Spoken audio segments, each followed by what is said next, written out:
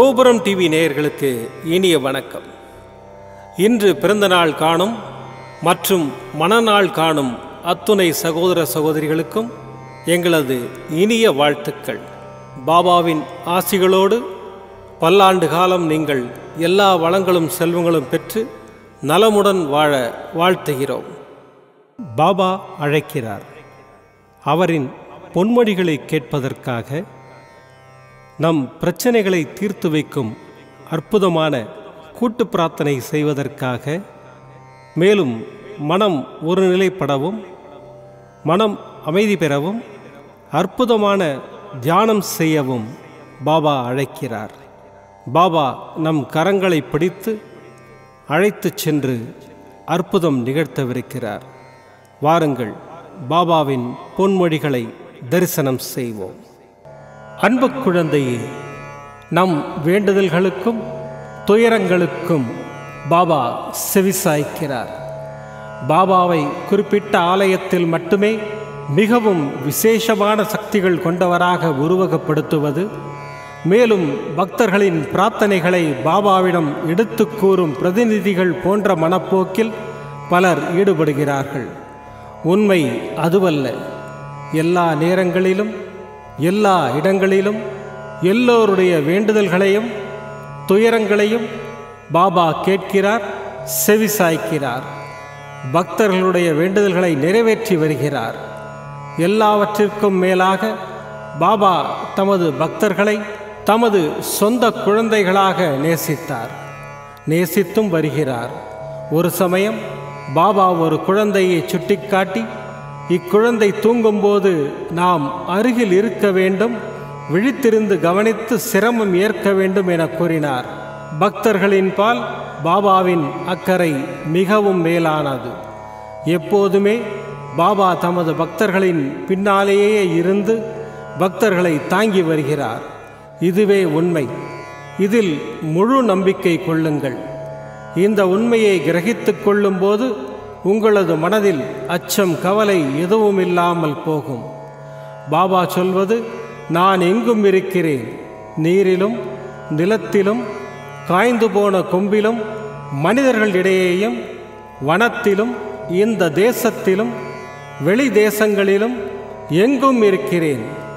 நான் எல்லைகளுக்கு உட்பட்டவன் அல்ல என்று பாபா கூறுகிறார். பாபா நம்முடன் தான் இருக்கிறார். ஓம் சாய்ராம்.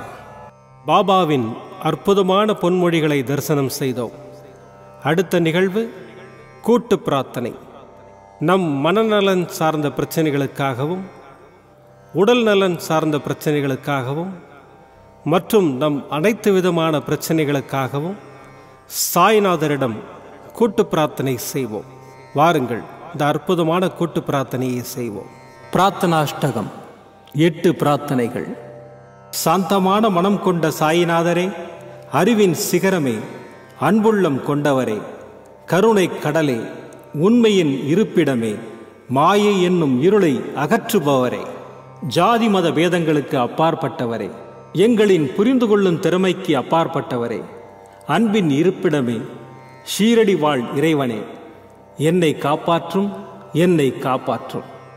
ஞான சூரியனே, ஞானத்தை வழங்குபவரே, பக்தர்களின் மனங்களில் உலவிடும் பரமஹம்சரே, அனைத்து நன்மைகளுக்கும் காரணமானவரே, தங்களை சரணடைந்தவரை காப்பவரே, படைக்கும் தொழில் புரியும் பிரம்மாவும் காக்கும் கடவுளான விஷ்ணுவும் நீங்களே, 3 உலகங்களையும் யுகங்கள் முடிவில் தன்னுள் ஐக்கியமாக்கிக் கொள்ளும் ருத்திரனும் தாங்களே. நீங்கள் இல்லாத இடம் இந்த பூமியில் ஏது? எல்லாம் அறிந்த இறைவன் நீங்கள். எங்கள் எல்லோரின் இதயங்களிலும் வசிப்பவரும் நீங்களே. எனது எல்லா குற்றங்களையும் மன்னிக்க வேண்டும் என்று வேண்டி கேட்டுக்கொள்ளுகின்றேன். அலை அலையாய் தொடர்ந்து வரும் சந்தேகங்களையும் மனமயக்கங்களையும் போக்குவீராக. நீங்கள் கோமாதா, நான் பிறந்த இளங்கன்று. நீங்கள் சந்திரன், நான் சந்திரகாந்த கல். தங்கள் பாதங்கள் கங்கை நதி. பணிவுடன் இந்த தாசன் உங்கள் பாதங்களில் தலை வணங்குகிறேன். உங்கள் கைகளை என் தலைமீது வைத்து ஆசை கூறுங்கள். என் கவலைகளும் துன்பங்களும் பறந்தோடட்டும். இந்த கணு தங்களின் தாசன். இந்த 8 துதிகளையும் கூறி நான் உங்களை சாஷ்டாங்கமாக நமஸ்கரிக்கின்றேன். எனது பாவங்கள், துன்பங்கள் மற்றும் ஏழ்மை நிலை இவை யாவும் உடனடியாக விலகி ஓடட்டும். ஓம் சாய்ராம், ஓம் சாய்ராம், ஓம் சாய்ராம். அற்புதமாக கூட்டு பிரார்த்தனை செய்தோம். பாபா நம்முடைய கோரிக்கையை ஏற்று நிச்சயமாக நமக்கு அற்புதங்களை செய்வார் என்பது சத்தியம். இனி கண்களை மூடி பாபாவை மனதில் நிறுத்தி பாபாவின் அற்புதமான சக்தி வாய்ந்த மந்திரத்தை அனுபவிப்போம். ஓம் ஷிரடி வாசாய வித்மஹே சச்சிதானந்தாய தீமஹி தன்னோ சாய் பிரச்சோதயாத். ஓம் ஷிரடி வாசாய வித்மஹே சச்சிதானந்தாய தீமஹி தன்னோ சாய் பிரச்சோதயாத். ஓம் ஷிரடி வாசாய வித்மஹே சச்சிதானந்தாய தீமஹி தன்னோ சாய் பிரச்சோதயாத். ஓம் ஷிரடி வாசாய வித்மஹே சச்சிதானந்தாய தீமஹி தன்னோ சாய் பிரச்சோதயாத். ஓம் ஷிரடி வாசாய வித்மஹே சச்சிதானந்தாய தீமஹி தன்னோ சாய் பிரச்சோதயாத். ஓம் ஷிரடி வாசாய வித்மஹே சச்சிதானந்தாய தீமஹி தன்னோ சாய் பிரச்சோதயாத். ஓம் ஷிரடி வாசாய வித்மஹே சச்சிதானந்தாய தீமஹி தன்னோ சாய் பிரச்சோதயாத். ஓம் ஷிரடி வாசாய வித்மஹே சச்சிதானந்தாய தீமஹி தன்னோ சாய் பிரச்சோதயாத். ஓம் ஷிரடி வாசாய வித்மஹே சச்சிதானந்தாய தீமஹி தன்னோ சாய் பிரச்சோதயாத். ஓம் ஷிரடி வாசாய வித்மஹே சச்சிதானந்தாய தீமஹி தன்னோ சாய் பிரச்சோதயாத்.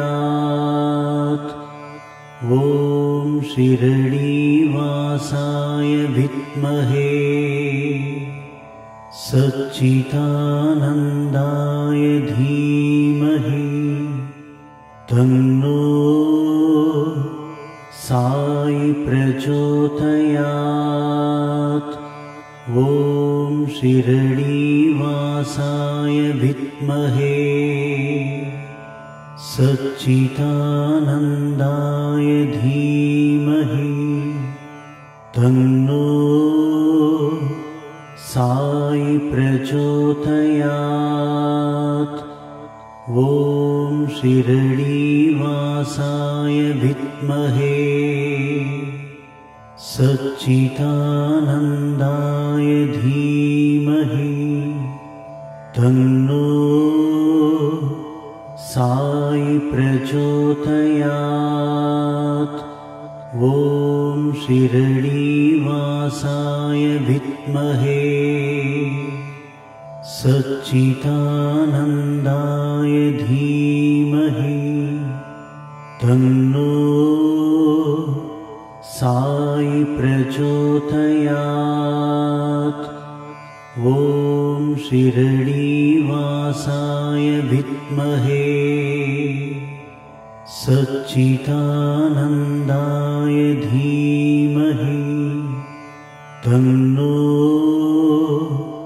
साई प्रचोदयात्। ॐ शिरडीवासाय विद्महे सच्चिदानन्दाय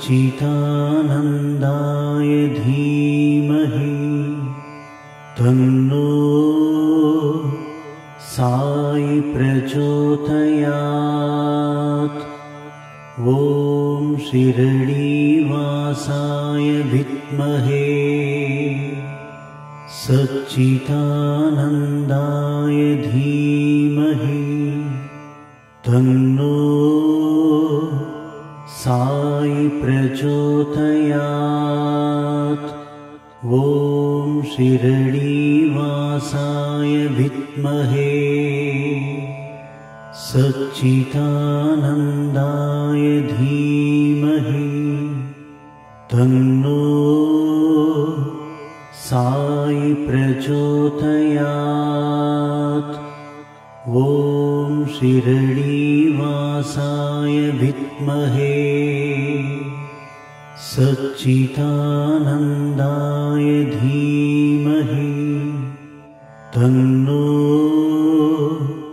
साई प्रचोदयात्। ॐ शिरडीवासाय विद्महे सच्चिदानन्दाय धीमहि तन्नो साई प्रचोदयात्। ॐ शिरडीवासाय विद्महे सच्चिदानन्दाय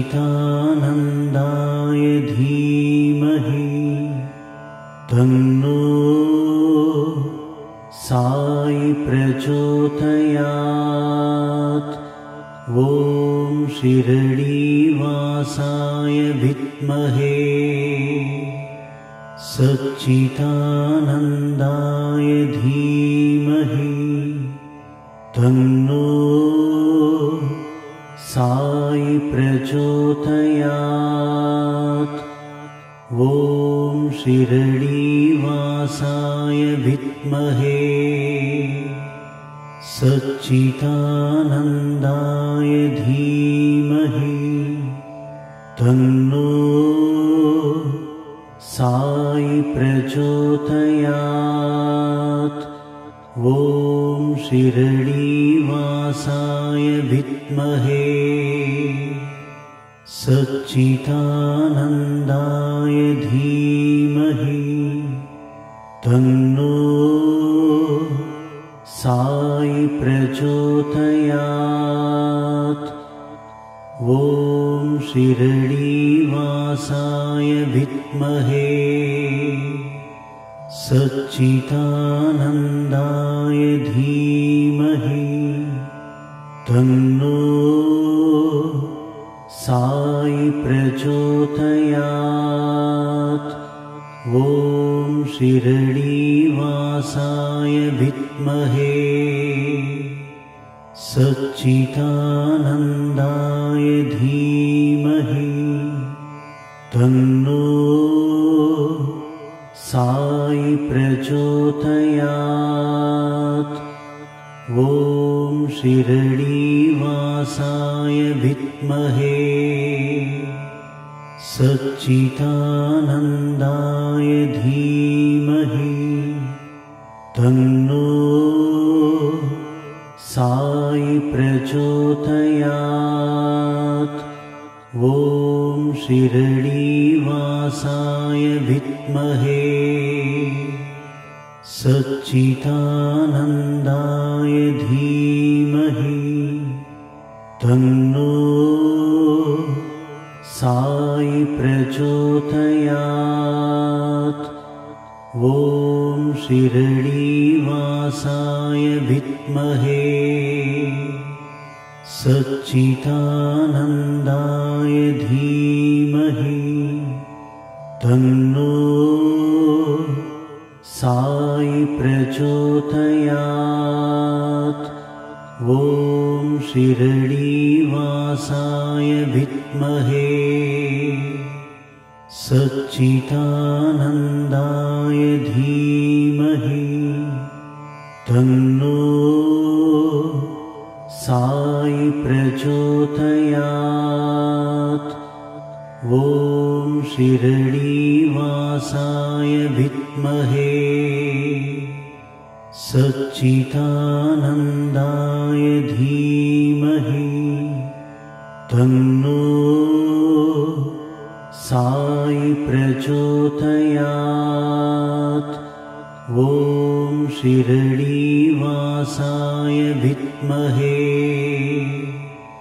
सच्चिदानन्दाय धीमहि तन्नो साई प्रचोदयात्। மீண்டும் நாளை காலை இந்த அற்புதமான பாபா அழைக்கிறார் நிகழ்ச்சியில் சந்திப்போம். நன்றி, வணக்கம். விதம் விதமான பக்தி நிகழ்ச்சிகளை உங்களுக்காக தந்து கொண்டிருக்கிறது உங்கள் கோபுரம் டிவி. உங்களுக்கு பிடித்த நிகழ்ச்சிகளை லைக் செய்யுங்கள், உங்களுக்கு பிடித்த மாணவர்களுக்கு ஷேர் செய்யுங்கள். மேலும் சப்ஸ்கிரைப் செய்வதோடு மட்டுமல்லாது அருகில் இருக்கும் பெல் பட்டனை கிளிக் செய்து கோபுரம் டிவி நிகழ்ச்சிகளை உடனுக்குடன் தெரிந்து கொள்ளுங்கள். மற்றும் ஒரு மகிழ்ச்சியான செய்தி, கோபுரம் டிவி ஆப்பை கூகுள் பிளே ஸ்டோரில் ஃப்ரீ டவுன்லோட் செய்து கோபுரம் டிவி நிகழ்ச்சிகளை தொடர்ந்து கண்டுகளியுங்கள், பாருங்கள், ரசியுங்கள், பரவசமடையுங்கள். gopuramtv.com பக்தி பக்திமயம்.